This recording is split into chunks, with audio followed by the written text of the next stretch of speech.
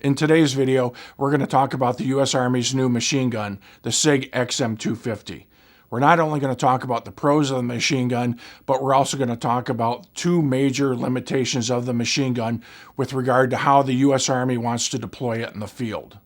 Let's first start by talking about SIG's new XM250 machine gun, which shoots SIG's new 6.8 by 51 millimeter round to the current 7.62 by 51 millimeter machine gun the Army currently deploys, the M240.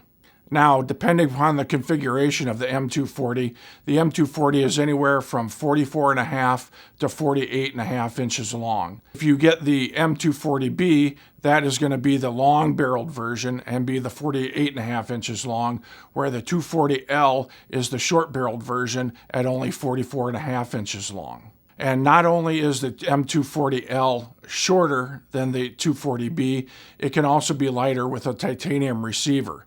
And that reduces the weight of the M240 from 27.3 pounds, which the B version comes in, to 21.8 pounds for the titanium 240L version. Now let's compare that to SIG's new XM250. The XM250 only weighs 14.5 pounds, which is an astonishing 7 to 13 pounds less than the M240 version, depending on which configuration you get it in. And not only does it weigh substantially less, it's actually a shorter machine gun at 41.8 inches. What a fantastic improvement in engineering for SIG to get the machine gun's weight down to 14.5 pounds. I think that will really make a difference in the field.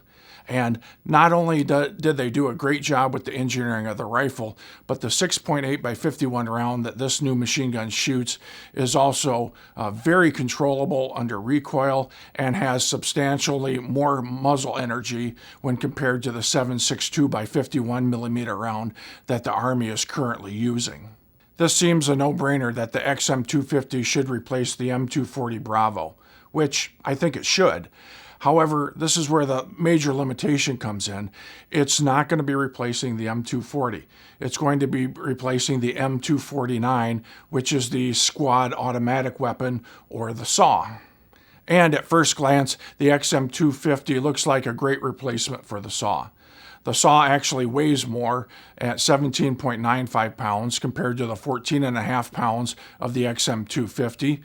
The XM250 is just as controllable under recoil, and it shoots around that 6.8 by 51 millimeter round that has considerably more muzzle energy and effectiveness than the 5.56 round that the SAW shoots. The accuracy of the SAW is only 12 minutes of angle at 100 yards, meaning all of its shots on fully automatic, as you can't shoot it single shot, fall into a 12-inch circle at 100 yards. Now, the XM250 does a little bit better. On fully automatic, it shoots a 10 MOA group, or shooting 10 minutes of angle at 100 yards. All its shots will fall within that. And you can get a little bit better when you put it under single fire, the XM250, it'll get down to 8 MOA. So it does shoot a little bit better. However, both of these guns are really machine guns, and they rely on volumes of fire to be effective. And this is where the two major limitations come in. The standard loadout for the SAW is 3 200-round pouches of 5.56 ammo, which is 600 rounds.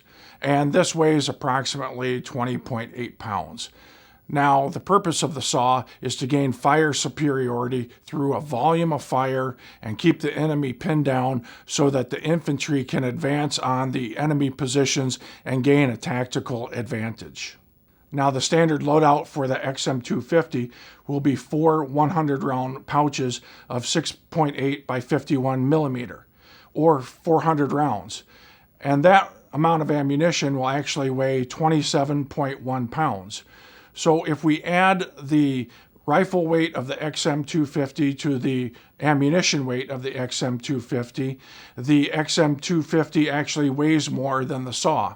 The SAW actually weighs 38.75 pounds, and the XM250 weighs 41.6 pounds.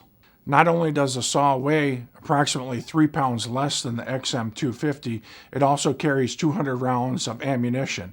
And once you're out of ammunition in the SAW, you can simply get a mag from a teammate, slap it in the SAW, and be back in action. However, when you're out of ammo in the XM250, there's no mechanism to get resupplied through magazines. It has to only be fed through some type of belt-fed ammunition, which, if you're in the middle of a firefight, putting belts together is not the most advantageous place to be. Now, I'm not advocating that the SAW is a better weapon than the XM250. The XM250 outshines it in many regards. However, it's just something to be thinking about. Does the extra 200 rounds make a difference to you? I don't know. Let me know in the comments below. Or would you rather have the more firepower of the XM250? Now, a friend of the channel, retired Special Forces operator Jeff Gerwich, he actually hated the SAW, and he would never use it on a deployment or have it deployed into the Special Forces troops that he was in charge of. It's not a favorite round by many people in the U.S. military. However, I think that the 6.8 by 51 millimeter round is best served by using it in replacing the M240 Bravo and using it in a DMR fashion in the XM5 rifle like I talked about in a previous video.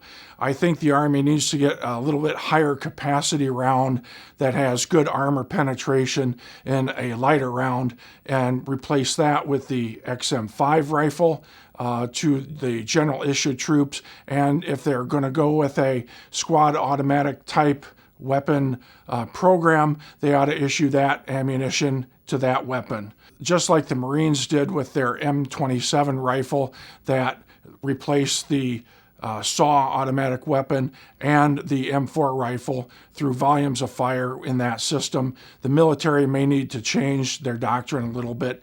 That's just my opinion. Let me know again in the comments what you think the Army should do. For more AR-15 related content, including long-distance shooting, be sure to check out my channel. God bless and guide America. Have a good one, and thanks for watching.